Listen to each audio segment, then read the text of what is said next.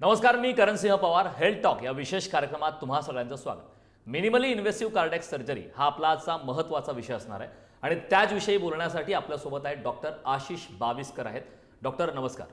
नमस्कार. डॉक्टर आशिष बाविस्कर हे consultant कार्डिओथॉरॅसिक surgeon असून मिनिमल एक्सेस सर्जन आहेत. ते मेडिकवर हॉस्पिटल पुणे येथे सध्या कार्यरत आहेत. त्यांचा आपण थोडक्यात परिचय सुद्धा पाहूयात. त्यांचं शिक्षण KM hospital, GS medical college आणि त्यासोबतच लोकमान्य टिळक हॉस्पिटल इथून झालंय. डॉक्टर आशिष बाविस्कर यांना तब्बल 15 वर्षाचा दांडगा अनुभव आहे.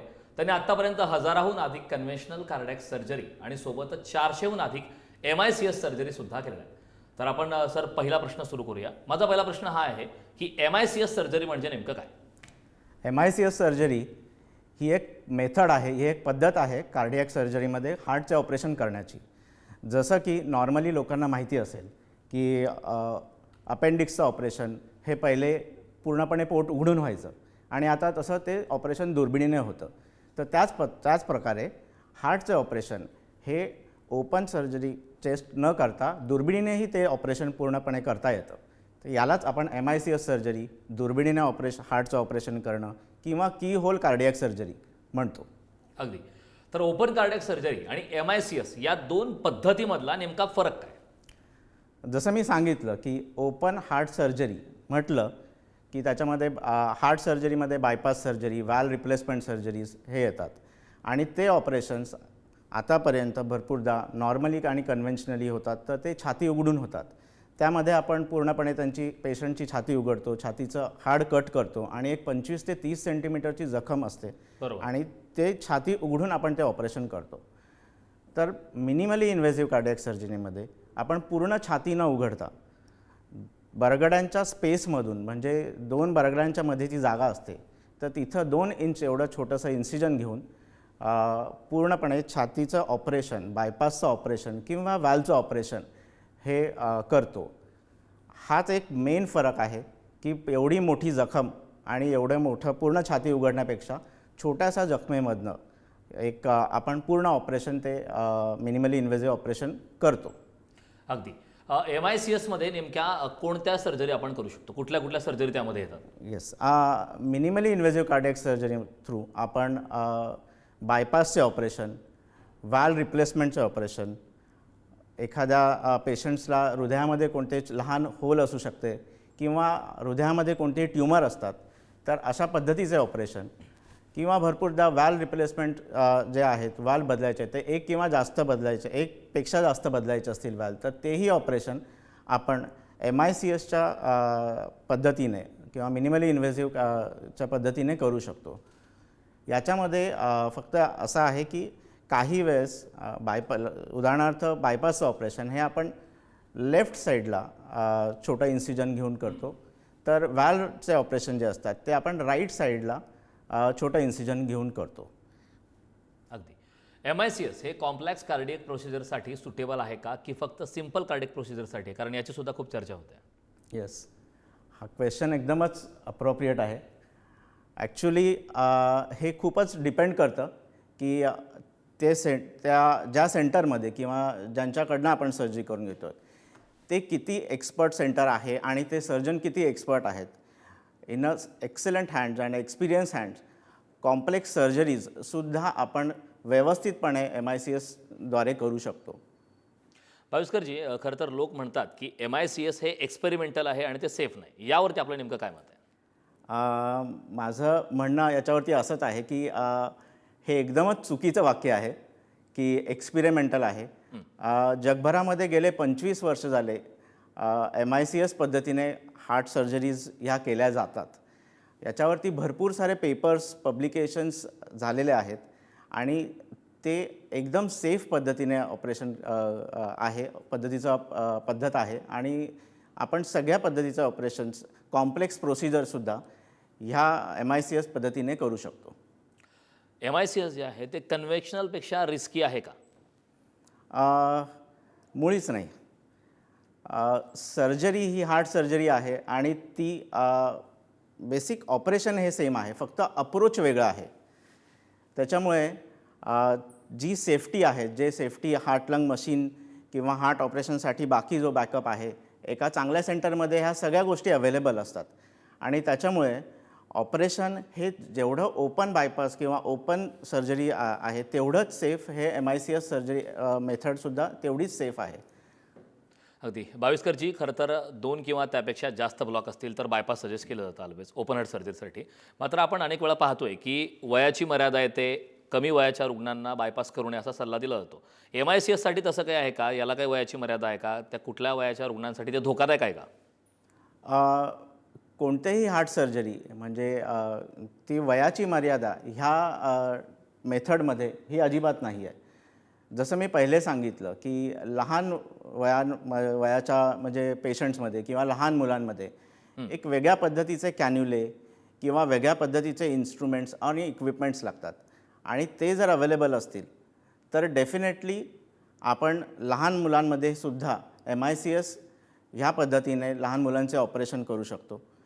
जसं आपण म्हटलं की यंग पॉप्युलेशनमध्ये MICS is better in terms of, कारण हा वर्किंग क्लास असतो आणि त्यांना यंग पेशंट्समध्ये MICS पद्धतीने ऑपरेशन केलं तर पेशंट्स लवकर रिकवर होतात. ते त्यांचा जॉब किंवा त्यांचं नॉर्मल लाईफ हे लवकर रिझ्यूम करू शकतात. हे विदिन 1 मंथ ते त्यांचा जॉब किंवा नॉर्मल लाईफ रिझ्यूम करू शकतात आणि त्याचा हा फायदा नक्कीच यंग पॉप्युलेशनला होतो. आणि तेच जर आपण वयस्कर वृद्धांमध्ये बघितलं तर ओपन बायपास किंवा ओपन हार्ट सर्जरीमध्ये पूर्ण हाड कट केल्यामुळे ती जखम भरायला आणि त्या हाडं भरायला हा भरपूर वेळ लागतो. वयामुळे हा प्रॉब्लेम येतो. तर हा प्रॉब्लेम कम्प्लिटली मिनिमली इन्व्हेसिव्ह अप्रोचने अवॉइड केला जाऊ शकतो. अगदी डॉक्टर, खरं तर प्रेक्षकांच्या सुद्धा संवाद साधण्यासाठी काही बरेच फोन येत आहेत. त्यातच आपल्यासोबत पनवेलहून डॉक्टर ओमकार, तर आपल्यासोबत ओमकार पाटील आपल्यासोबत जोडलेले आहेत. ओमकारजी, आपण प्रश्न विचारू शकता. नमस्कार डॉक्टर. येतोय आवाज? ओमकारजी, आपला आवाज येतोय. डॉक्टर आशिष तर बाविस्करजी आपल्यासोबत आहेत. आशिष बाविस्कर यांना आपण प्रश्न घेऊ शकता. हा सर, माझ्या मावशीचं ऑपरेशन झालं होतं सर 2 वर्षापूर्वी. तर फर्स्ट सर्जरी त्यांची सक्सेसफुल झाली, तरी पण अजून त्यांना त्रास जाणवतोय. म्हणजे चालताना दम लागणं, शिड्या चढल्या की थोडं प्रेशर येणं, अचानक चक्कर येणं, असे आजार जाणवत आहेत. तर डॉक्टरने दुसरी सर्जरी त्यांना करायला सांगितली आहे, तर ती करणं योग्य आहे का सर? काय करायला सांगितलंय? परत एकदा ओमकारजी, आपला surgery प्रश्न करायला परत घ्या.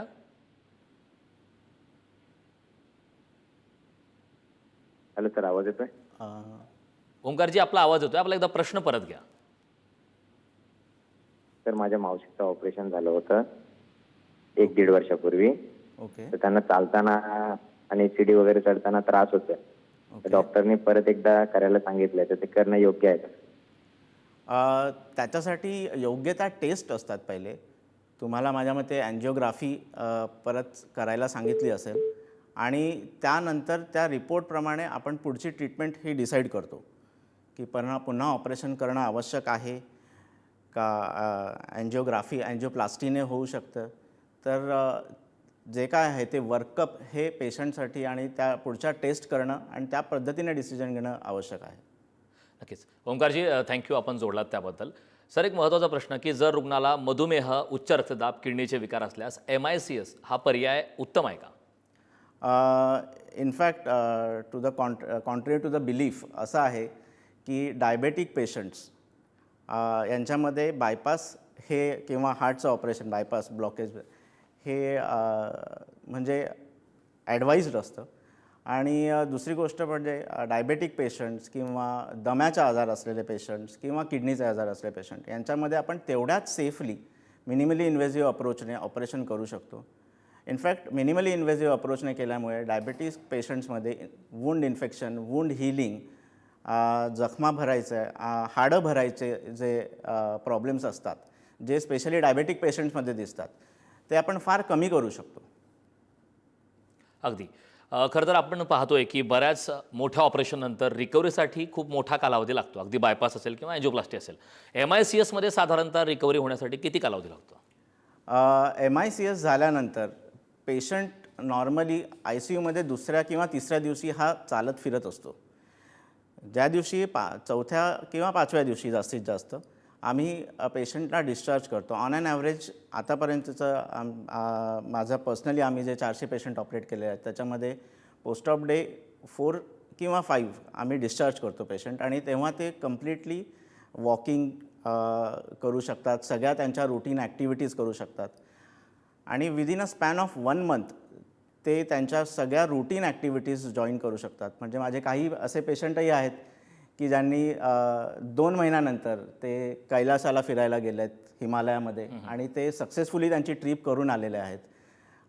पेशंट्स आहेत की ज्यांनी 2-2 तास त्यांचे स्पोर्ट्स ॲक्टिव्हिटीज रिझ्यूम केले आहेत. इनफॅक्ट एक पेशंट आहेत की ज्यांनी जिम रिझ्यूम केली आहेत आणि ते 1.5 महिन्यानंतर त्यांची प्रॉपर जिम ट्रेनर म्हणून त्यांनी त्यांचं काम रिझ्यूम केलेलं आहे. तर हा खूप मोठा फरक आहे आणि पेशंटला सायकोलॉजिकल ॲडव्हान्टेजही खूप जास्त असतं मिनिमली इन्व्हेसिव्ह सर्जरी झाल्यानंतर. कारण आज जर बघितलं तर पेशंटच्या मनात एक धडकी असते, बायपास ऑपरेशन सांगितलं आहे किंवा ओपन हार्ट सर्जरी सांगितलं आहे की पूर्ण छाती उघडून ऑपरेशन होणार म्हटल्यानंतर पेशंटचं भरपूर मानसिक खच्चीकरणच होतं. अगदी स्वाभाविक आहे. अगदी खरं तर ओपन आणि MICS अशा 2 पद्धती पाहता दोघांमधील रिझल्टमधला नेमका फरक काय? कारण आपण जसं म्हणालात की अगदी सर्वांमध्ये हा फोबिया आहे. ओपन हार्ट सर्जरी म्हणलं की एक भीतीचं वातावरण असतं. ओपन हार्ट सर्जरीनंतर रिकवर होण्यासाठी कालावधी लागतो. मात्र या दोघांमधला नेमका फरक काय रिझल्ट नंतरचा? रिझल्ट म्हणता दोनही ऑपरेशन्स म्हणजे ओपन बायपास आणि मिनिमली इन्व्हेसिव्ह बायपास यांचे जे भरपूर साऱ्या इंटरनॅशनल स्टडीजमध्ये प्रूव्ह झालेलं आहे की सक्सेस रेट हा इक्वल आहे. In fact it is better in MICS कारण पेशंटची रिकव्हरी पार्ट हा फारच चांगला राहतो, फार फास्ट राहतो आणि पेशंट त्यांचं लाईफस्टाईल खूप लवकरच रिझ्यूम करू शकतात. अगदी खरं तर MICS हे टेम्पररी आहे का? कारण बहुतांश लोक म्हणतात की ओपनच बेस्ट आहे MICSच्या तुलनेमध्ये. नाही, हा फारच मोठा गैरसमज आहे. कारण जसं की पूर्वीच्या काळी जेव्हा लॅप्रोस्कोपी एक 20 वर्षापूर्वी चालू झालं तेव्हा एक सगळ्यांकडनं रिलक्टंट होतं की लॅप्रोस्कोपी हे सर्वाईव्ह नाही करणार आणि ओपन सर्जरीमध्ये आपल्याला पूर्णपणे व्यवस्थित दिसतं आणि त्याच्याने सर्जरी व्यवस्थित करता येऊ शकते. पण ते तसं न होता आजच्या जगामध्ये लॅप्रोस्कोपिक सर्जरी हेच एक नॉर्म बनलेलं आहे. तसंच MICS हे एक पुढच्या फ्युचरमध्ये हे नॉर्म बनणार आहेत आणि कार्डियक सर्जरी ह्या MICS पद्धतीनेच केल्या जातील. अगदी आशिष सर, एक महत्त्वाचा मुद्दा हा सुद्धा आहे की आपण पाहतो बऱ्याच वेळी ग्रामीण भागामध्ये किंवा इतरही अनेक ठिकाणी याची उपलब्धता नसते. तर MICSची अवेलेबिलिटी नेमकी कशी आहे महाराष्ट्रामध्ये?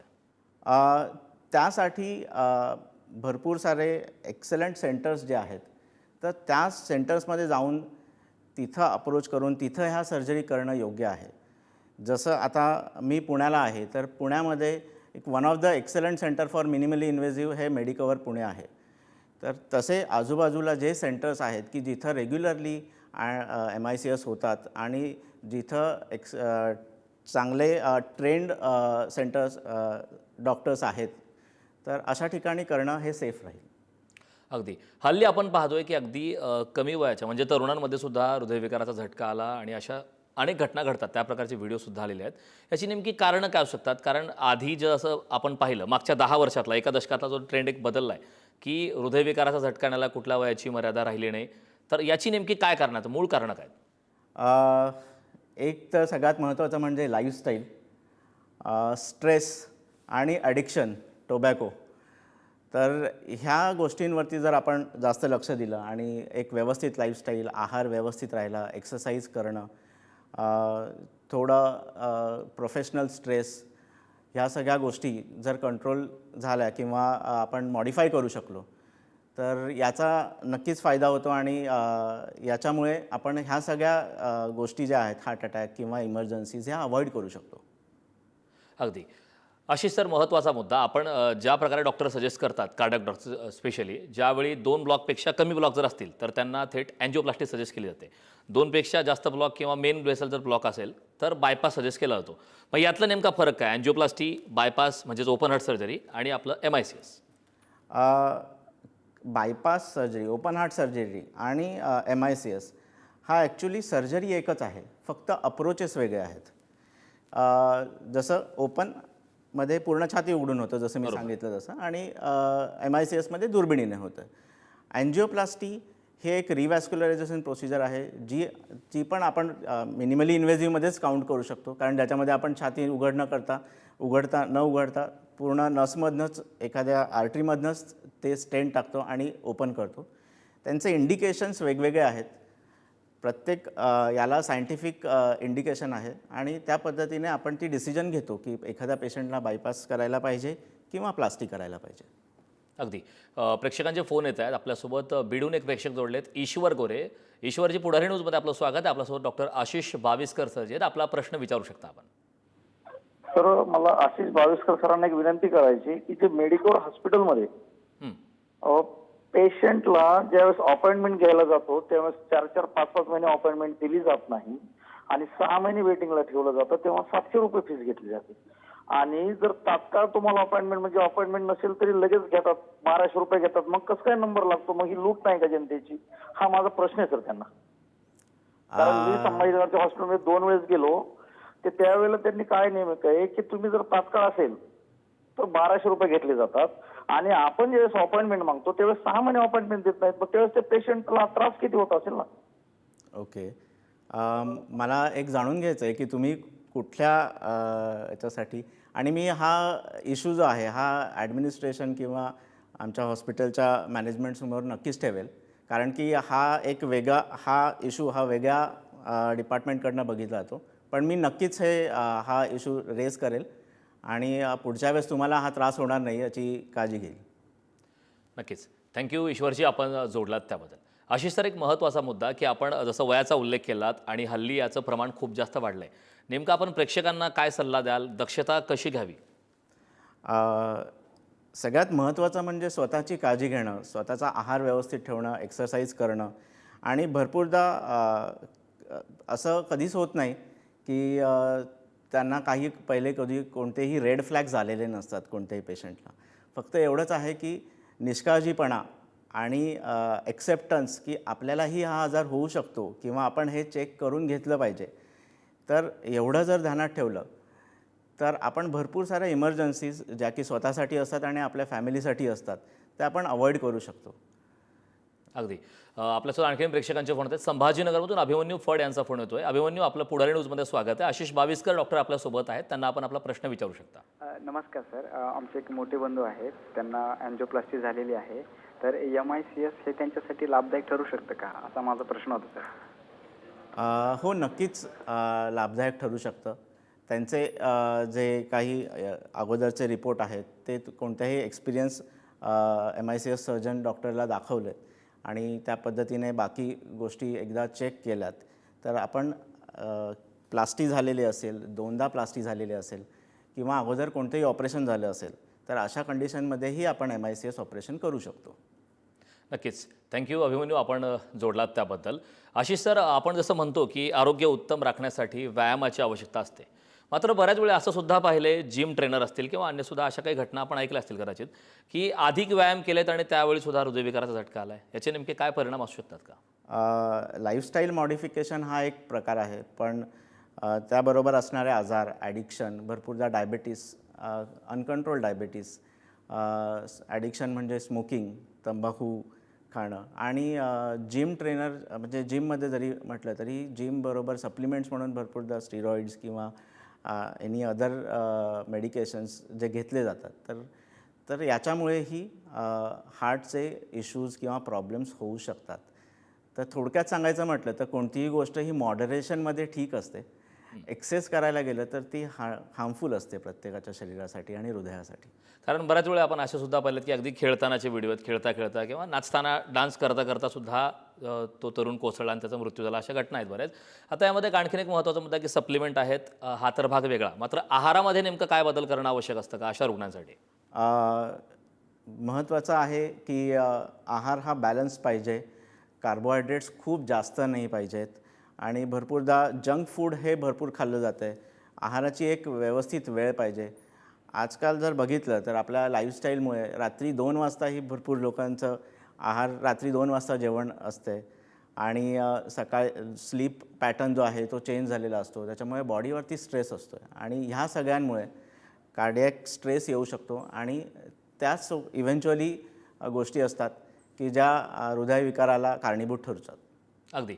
आपल्यासोबत आणखीन काही प्रेक्षकांचे फोन होत आहेत. भाईंदरवरून आपल्यासोबत सागर जोडलेत. सागर, पुढारी न्यूजमध्ये आपलं स्वागत आहे. आपण प्रश्न घेऊ शकता. डॉक्टर आशिष बाविस्कर सर आपल्यासोबत आहेत. नमस्कार सर, सागर नमस्कार. बोलतोय. तर ते काय होतं माहिती आहे का, ते रेमडेसिवीर ते इंजेक्शन घेतलेलं, तर असं वाटतंय की त्याच्यामुळे हार्टला काय प्रॉब्लेम होऊ शकतो का सर, अशी भीती आहे आम्हाला. त्याबद्दल काय सांगाल का सर आम्हाला? नाही, असं काही एकदम प्रूव्हन नाही आहे की ते इंजेक्शन घेतलं म्हणून लगेच हार्टला प्रॉब्लेम होतील किंवा व्हायला पाहिजे. भरपूर सारे बाकी फॅक्टर्सही असू शकतात, जर कोणाला झालं असेल, कोणात ऐकण्यात आलं असेल तसं, पण असं काही सायंटिफिकली प्रूव्हन नाही आहे. नक्कीच. धन्यवाद सागरजी, आपण जोडलात त्याबद्दल. आशिष सर, आपण पाहतोय की हल्ली हृदयविकाराचं प्रमाण खूप वाढलं आहे, तसे आजार भरपूर येत आहेत. मात्र आपण जसं याआधी चर्चा केली की त्याला कनेक्टेड काही आजार आहेत, मधुमेह असतील, उच्च रक्तदाब, याचा नेमका काय परिणाम होतो, त्यापासून वाचण्यासाठी नेमकं काय करणं आवश्यक आहे, कशा प्रकारची दक्षता रुग्णांनी घ्यावी? सगळ्यात महत्त्वाचं आहे की जेव्हा कोणत्याही पेशंटला किंवा कोणत्याही रुग्णांना माहिती असते की त्यांना मधुमेह आजार आहे किंवा बाकी कोणतेही आजार आहेत, तर पेशंट्सनी रेग्युलर फॉलोअप ठेवणं डॉक्टर्सबरोबर आणि रेग्युलर चेकअप करून ब्लड ज्या टेस्ट आहेत त्या करून घेणं हे सगळ्यात महत्त्वाचं आहे.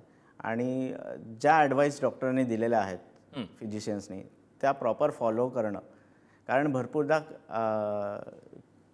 पेशंट्सचं BP कंट्रोलमध्ये आलं किंवा पेशंट्सचं डायबिटीज शुगर कंट्रोलमध्ये आलं की त्यांना असं वाटतं की आता गरज नाही आहे, आता सगळं कंट्रोलमध्ये आहेत आणि ते डिस्कंटिन्यू करतात. आणि हेच सगळ्यात महत्त्वाचं कारण ठरतं की त्याच्यामुळे इमर्जन्सीज किंवा कॉम्प्लिकेशन्स होतात. अगदी. डॉक्टर, एक शेवटचा प्रश्न की खरं तर आपण पाहतोय की जनरली छातीत जरी दुखलं तरी डॉक्टर इतर टेस्ट सांगतात, अगदी लिपिड प्रोफाईलसारखी टेस्ट आहे, ती करणं कितपत आवश्यक आहे, त्यातनं नेमकं काय आपल्याला डिटेक्ट होतं भविष्यामध्ये? ह्या ज्या टेस्ट असतात ह्या आपण म्हणतो स्क्रीनिंग टेस्ट आहेत. आणि त्याच्यामधनं आपल्याला समजतं की आपण भरपूर सारे पेशंट्स आहेत ते कोणत्या ग्रुपमध्ये येतात, हाय रिस्क ग्रुपमध्ये येत आहेत का लो रिस्क ग्रुपमध्ये येत आहेत. जेव्हा तुम्ही एक म्हटलं की लिपिड प्रोफाईल, तर लिपिड प्रोफाईलमध्ये आपल्याला समजतं की एक चांगल्या क्वालिटीचं लिपिड असतं आणि एक खराब लिपिड असतं, HDL आणि LDL. तर त्याची लेवल किती आहेत आणि त्या पद्धतीने आपण जर औषधं घेतलीत भरपूरदा तर ते कंट्रोल होऊ शकतात, आहाराने कंट्रोल होऊ शकतात आणि आपण हार्ट अटॅकसारख्या इमर्जन्सी कंडिशन्स किंवा रिस्की आजारांपासून अवॉइड स्वतःला वाचवू शकतो. अगदी, नक्कीच. तर डॉक्टर आशिष सर, खूप खूप धन्यवाद. आपण इथे आलात, प्रेक्षकांना सविस्तर पद्धतीनं याबाबतची माहिती दिली त्याबद्दल. तर हेल्थ टॉक या विशेष कार्यक्रमात वेळ झालेली आहे इथेच थांबण्याची. पाहत रहा पुढारी न्यूज.